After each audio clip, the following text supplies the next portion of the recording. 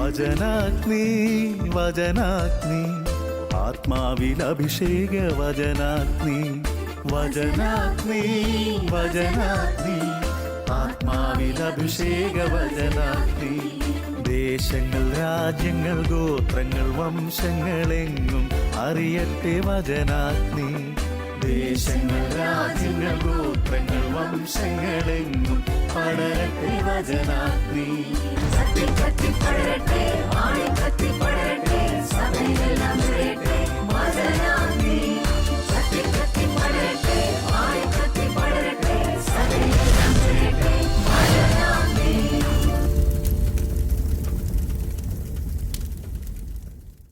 യേശുവിൽ എനിക്ക് ഏറ്റവും സ്നേഹം നിറഞ്ഞ പ്രിയപ്പെട്ട ദൈവജനമേ,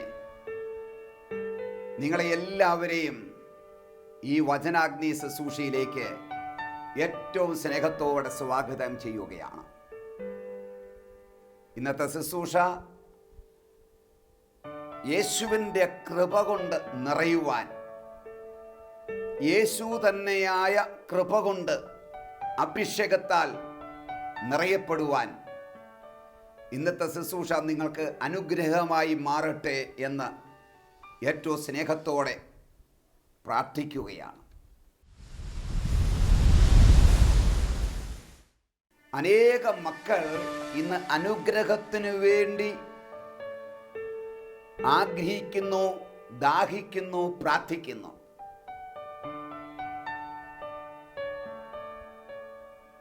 എന്നാൽ ഈ അനുഗ്രഹം പ്രാപിച്ച വ്യക്തികളെ പിന്നീട് ആത്മീയ സ്ഥലങ്ങളിൽ ഒന്നും കാണുന്നില്ല. അനുഗ്രഹമാണോ കൃപയാണോ വലുത്? Praise the Lord. നമ്മൾ ഈ വിഷയത്തെക്കുറിച്ചാണ് ഇന്ന് നമ്മൾ ചിന്തിക്കുന്നത്. ദൈവത്തിൻ്റെ അനുഗ്രഹവും ദൈവത്തിൻ്റെ കൃപയും, ദൈവത്തിൻ്റെ അനുഗ്രഹവും ദൈവത്തിൻ്റെ കൃപയും. എന്താണ് ദൈവത്തിൻ്റെ അനുഗ്രഹവും ദൈവത്തിൻ്റെ കൃപയും തമ്മിലുള്ള വ്യത്യാസം? ഈ വിഷയത്തെക്കുറിച്ച് ഇന്ന് അല്പമായി നമ്മൾ ധ്യാനിക്കുകയാണ്, നമ്മൾ പഠിക്കുകയാണ്. പ്രിയമുള്ളവരെ, ദൈവം കരുണയുള്ളവനായതുകൊണ്ട്, യേശു കരുണയുള്ളവനായതുകൊണ്ട് യേശു ആരെയും അനുഗ്രഹിക്കും. യേശു സർവ മർത്യരുടെയും ദൈവമായതുകൊണ്ട് ജാതി നോക്കാതെ, മതം നോക്കാതെ, വിദ്യാഭ്യാസം നോക്കാതെ, കളറ് നോക്കാതെ ആരെയും അനുഗ്രഹിക്കുന്നവനാണ് യേശു. തിരുവചനത്തിൽ നമുക്ക് കാണുവാൻ സാധിക്കും. മത്തായിയുടെ സുവിശേഷം 8-ാം അധ്യായം അതിൻ്റെ 16-ാമത്തെ തിരുവചനം. സായാഹ്നമായപ്പോൾ അനേകര് രോഗികളെ യേശുവിൻ്റെ അടുക്കൽ കൊണ്ടുവന്നു. അനേക രോഗികൾ യേശുവിൻ്റെ അടുക്കൽ വരികയാണ്. വിവിധ തരത്തിലുള്ള രോഗങ്ങൾ ബാധിച്ച വ്യക്തികൾ യേശുവിൻ്റെ അടുക്കൽ വന്നു. അവരെ എല്ലാവരെയും യേശു സൗഖ്യപ്പെടുത്തി, സുഖപ്പെടുത്തി. നീ പ്രാർത്ഥിക്കുന്നവനാണോ? നിനക്ക് എന്നോട് വിശ്വാസമുണ്ടോ? ഞാൻ ദൈവമാണെന്ന് നിനക്കറിയാവോ? നീ വിശ്വാസിയാണോ എന്നൊന്നും കർത്താവ് ചോദിച്ചില്ല. പാപികൾ മാറി നിൽക്ക്, മദ്യപാനികൾ മാറി നിൽക്ക്, കുടുംബ കലഹമുണ്ടാക്കുന്നവരൊക്കെ ഒന്ന് മാറി നിന്നേ, അല്ലാത്തവരൊക്കെ ഇങ്ങോട്ട് വാ എന്നൊന്നും അവിടെ വേർതിരിവ് യേശു കാണിച്ചില്ല. തൻ്റെ അടുക്കൽ വന്ന സകലരെയും അനുഗ്രഹിക്കുന്ന, സുഖപ്പെടുത്തുന്ന ഒരു യേശുവിനെ തിരുവചനത്തിൽ നമുക്ക് കാണുവാൻ നമുക്ക് സാധിക്കും. അന്ധന്മാർ 10, കുഷ്ഠരോഗികൾ നിലവിളിച്ചു. ആ 10 പേരെയും യേശു സുഖപ്പെടുത്തി. ഒരാൾ വന്നേ നന്ദി പറഞ്ഞുള്ളൂ. ബെസ്തയിദ കുളക്കരയിൽ കിടന്നയാള് അവൻ മഹാപാപിയായിരുന്നു. പാപ അവസ്ഥയിൽ യേശു അവനെ സുഖപ്പെടുത്തി. 4 പേര് തളർവാദം പിടിപെട്ട ഒരു വ്യക്തിയെ ഒരു വീട്ടിൻ്റെ ഓട് ഇളക്കി ഇതാ താഴേക്ക് കെട്ടി ഇറക്കി. യേശു അവനെയും സുഖപ്പെടുത്തി. രക്തസ്രാവക്കാരിയെ സുഖപ്പെടുത്തുന്നതായിട്ട് നമുക്ക് കാണാൻ പറ്റും. സക്യൂസിൻ്റെ കുടുംബത്തെ മുഴുവനായും ദൈവം അനുഗ്രഹിക്കുന്നു. അപ്പോൾ യേശുവിൻ്റെ ജീവിതത്തിൽ നമുക്ക് കാണുവാൻ സാധിക്കും, തന്നെ നിലവിളിച്ച് കരഞ്ഞപേക്ഷിക്കുന്ന എല്ലാവരെയും മുഖം നോട്ടമില്ലാതെ യേശു അനുഗ്രഹിക്കുകയാണ്, അവരെ ആശീർവദിക്കുകയാണ്, അവരെ സുഖപ്പെടുത്തുകയാണ്, സൗഖ്യം കൊടുക്കുകയാണ്. ആയതിനാൽ തന്നെ നമ്മളിൽ അനേകർ ദൈവത്തോട് പ്രാർത്ഥിക്കും, ദൈവമേ എന്നെയും അനുഗ്രഹിക്കണമേ. ദൈവം മുഖം നോട്ടമില്ലാതെ അനുഗ്രഹിക്കുന്നവനായതുകൊണ്ട് നാം എല്ലാം എല്ലാ ദിവസവും പ്രാർത്ഥിക്കും, എൻ്റെ ദൈവമേ എന്നെ അനുഗ്രഹിക്കണമേ, എൻ്റെ കുടുംബത്തെ അനുഗ്രഹിക്കണമേ, എൻ്റെ മക്കളെ അനുഗ്രഹിക്കണമേ എന്ന്. അത് നല്ലത് തന്നെ. അനുഗ്രഹം നമുക്ക് വേണം. ദൈവത്തിൻ്റെ അനുഗ്രഹം നമ്മുടെ മേൽ, നമ്മുടെ കുടുംബത്തിൻ്റെ മേൽ ആവശ്യമാണ്. Praise the Lord, hallelujah. എന്നാൽ ഇവിടെ നമ്മൾ മനസ്സിലാക്കേണ്ട ഒരു കാര്യം, ദൈവം എല്ലാവരെയും അനുഗ്രഹിക്കുമെങ്കിലും ദൈവത്തിന് കൃപ എന്ന് പറയുന്ന ഒരു സാധനമുണ്ട്. കൃപ. ഈ കൃപ അവിടുന്ന് എല്ലാവർക്കും കൊടുക്കുകയില്ല. എല്ലാവർക്കും കൊടുക്കണമെന്നാണ് ദൈവം ആഗ്രഹിക്കുന്നത്. പക്ഷേ വെറുതെ എല്ലാവർക്കും ദൈവം തൻ്റെ കൃപ കൊടുക്കുന്നില്ല. Praise the Lord. അനുഗ്രഹം എല്ലാവർക്കും കൊടുത്തെന്നിരിക്കും, എന്നാൽ കൃപ അങ്ങനെ എല്ലാവർക്കും അവിടുന്ന് കൊടുക്കാറില്ല. Hallelujah, hallelujah. അതിന് ഒരു സമർപ്പണം ആവശ്യമാണ്. നമ്മുടെ ജീവിതത്തെ യേശുവിനായി, നമ്മുടെ ജീവിതത്തെ പ്രിയമുള്ളവരെ നമ്മളെ ഏൽപ്പിച്ചു കൊടുക്കേണ്ടത് വളരെ ആവശ്യമാണ്. ദൈവം നമ്മളെ അനുഗ്രഹിക്കും. എന്നാൽ അനുഗ്രഹിക്കുന്ന ആ ദൈവം നമ്മോട് കൂടെ, നമ്മോടൊപ്പം വരണമെന്നില്ല.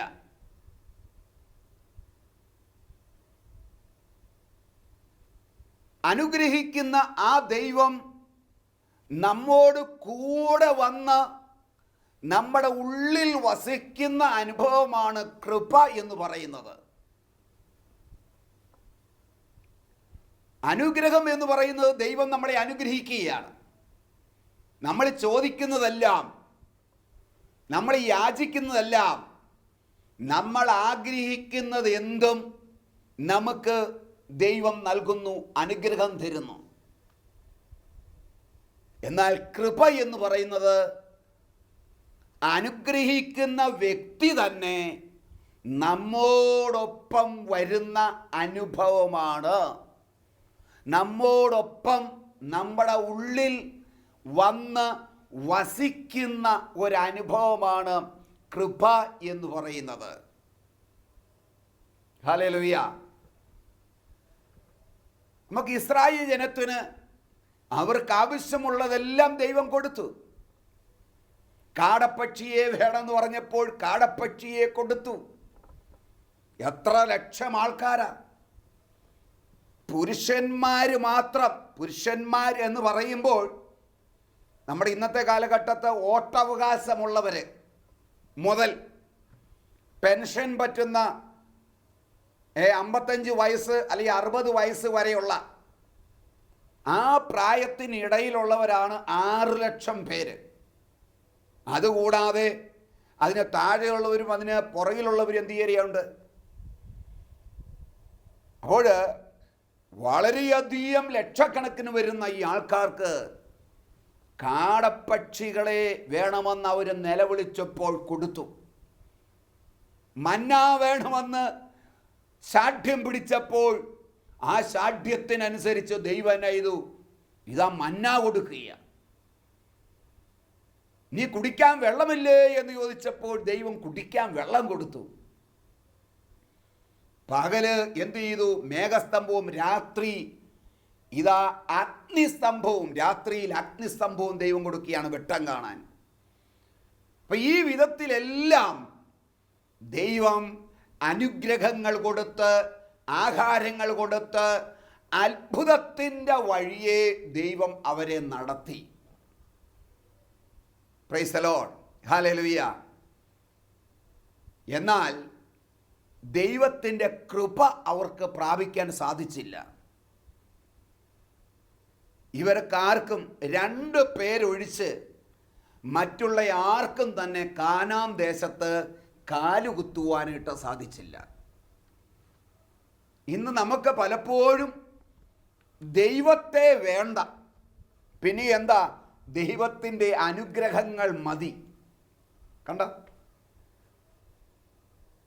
ദൈവം തന്നെ, യേശു തന്നെ നമ്മുടെ ജീവിതത്തിലേക്ക് കടന്നു വരുന്ന അനുഭവമാണ് കൃപ എന്ന് പറയുന്നത്.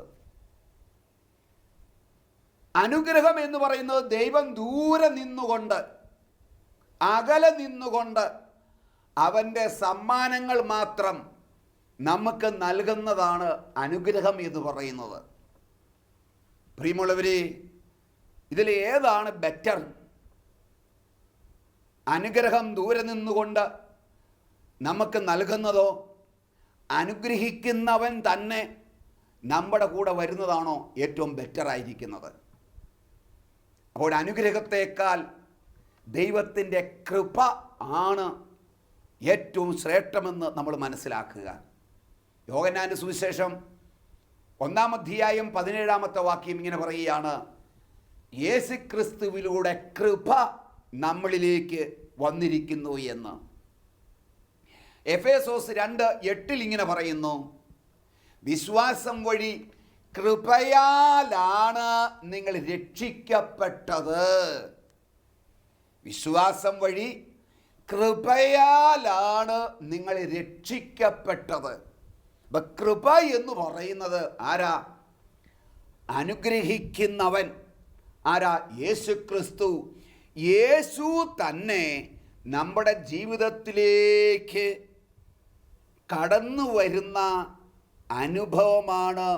യേശു നമ്മോടൊത്ത് വസിക്കുന്ന അനുഭവമാണ് കൃപ എന്ന് പറയുന്നത്.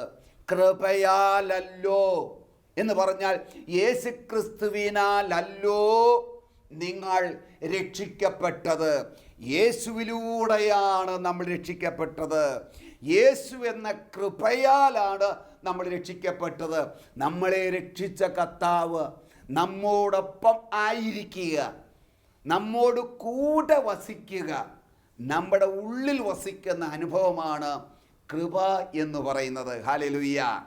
നമുക്കറിയാം, ഈ കുഞ്ഞുങ്ങൾ ആഹാരം കഴിക്കുവാൻ വേണ്ടി അല്ലെങ്കിൽ ബ്രെഡ് കഴിക്കുവാൻ വേണ്ടിയിട്ട് അമ്മമാർ എന്ത് ചെയ്യും? ആ ബ്രെഡിൽ നമ്മൾ ജാം അങ്ങ് പുരട്ടും അല്ലേ? ബ്രെഡിൻ്റെ പീസാണെങ്കിൽ ഒരു പീസേൽ ജാം പുരട്ടി മറ്റൊരു പീസ് എടുത്ത് ഒട്ടിച്ച് വെച്ച് നമ്മൾ കുഞ്ഞുങ്ങൾക്ക് കൊടുക്കാറുണ്ട്. എന്തിനാ? അവർ ജാം പുരട്ടിയാലെങ്കിലും അല്ലെങ്കിൽ പുരട്ടിയാലെങ്കിലും ഈ ബ്രെഡ് കഴിക്കട്ടെ, ഉള്ളിലോട്ട് ചെല്ലട്ടെ എന്ന് കരുതിയ. എന്നാൽ ചില ബിരുദന്മാർ പിള്ളേർ എന്ത് ചെയ്യും? ഈ ബ്രെഡിൽ തേച്ചു വെച്ച ജാം മാത്രം എടുത്ത് തിന്നിട്ട് ബ്രെഡ് എടുത്ത് കളഞ്ഞേക്കും. അവർക്ക് ബ്രെഡ് വേണ്ട, ജാം മതി.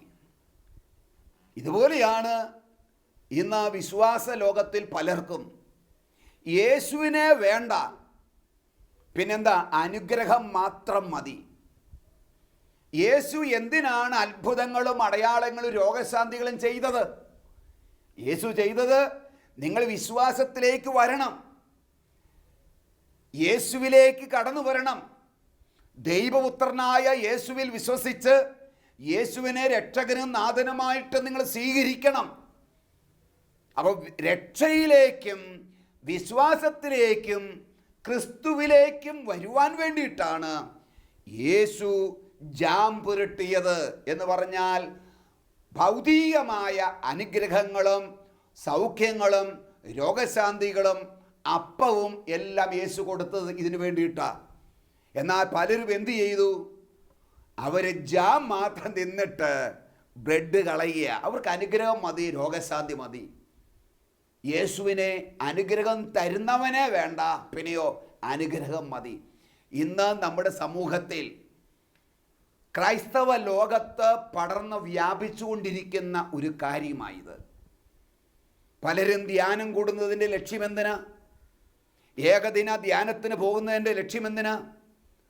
10, 50, 100 കിലോമീറ്റർ ദൂരെയുള്ള തീർത്ഥാടന കേന്ദ്രത്തിൽ, ധ്യാന കേന്ദ്രത്തിൽ പോകുന്നതിൻ്റെ ലക്ഷ്യമെന്തിനാ?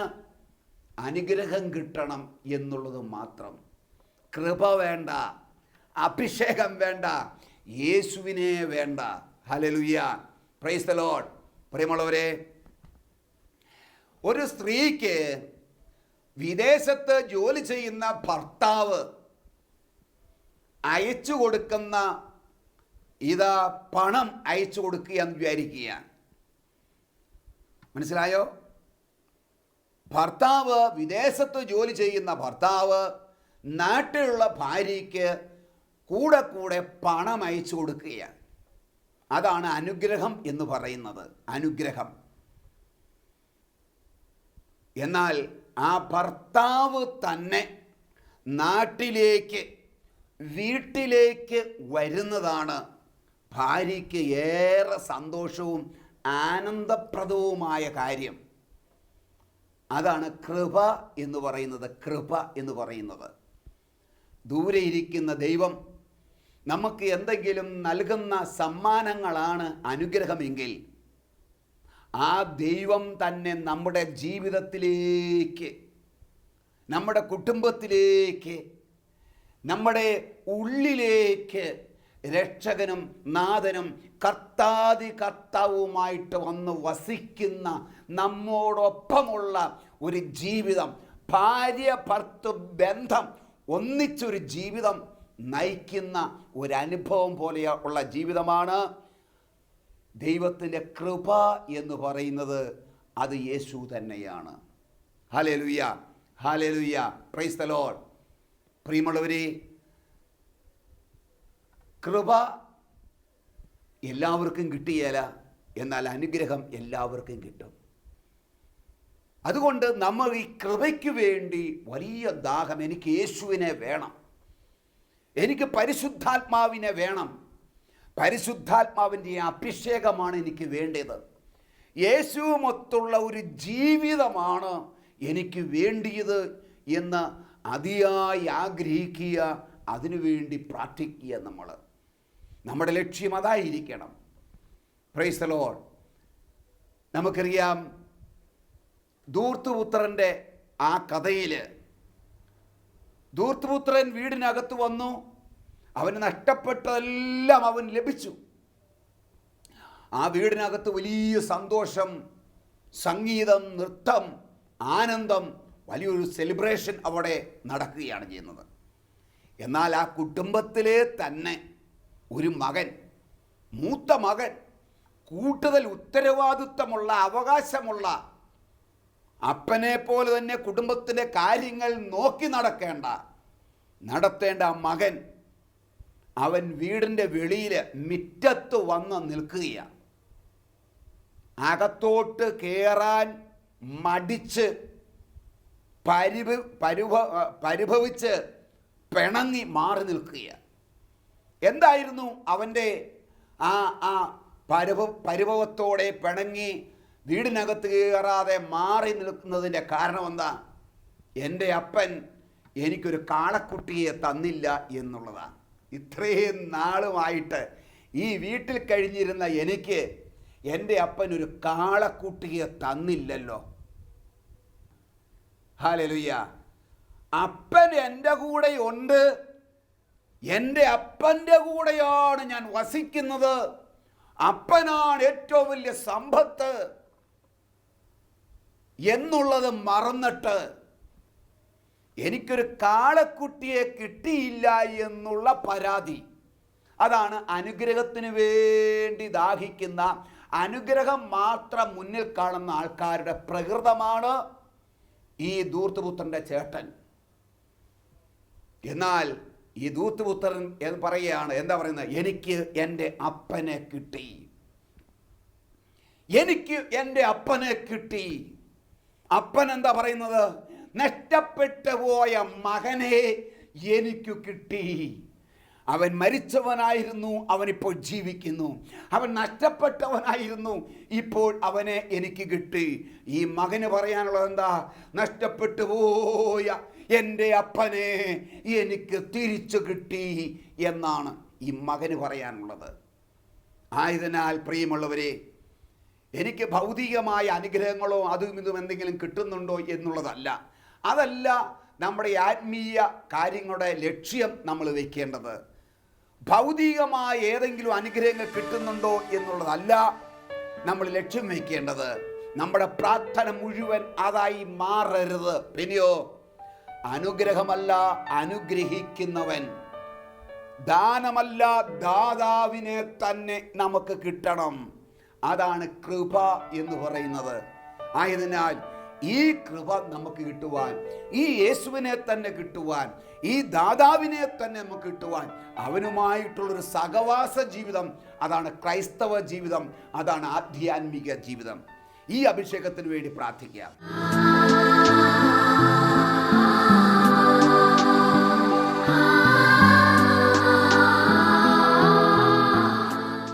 കാണുവാൻ സ്നേഹിതയുമായ നല്ല കർത്താവേ, ഈ ശബ്ദം കേൾക്കുന്ന പ്രിയപ്പെട്ട ഓരോരുത്തരെയും നിന്റെ കരങ്ങളിലേക്ക് സമർപ്പിക്കുകയാണ് കർത്താവേ. അത്ഭുത കൃപയാൽ അവർ നിറയപ്പെടട്ടെ, അവർ നയിക്കപ്പെടട്ടെ, അഭിഷേകത്താൽ നിറയപ്പെടട്ടെ കർത്താവേ. ഉന്നതമായ വരങ്ങൾക്ക് വേണ്ടി അഭിലഷിക്കുവിൻ എന്നുള്ള വചനം ഞങ്ങൾ ഓർക്കുന്നു കർത്താവേ.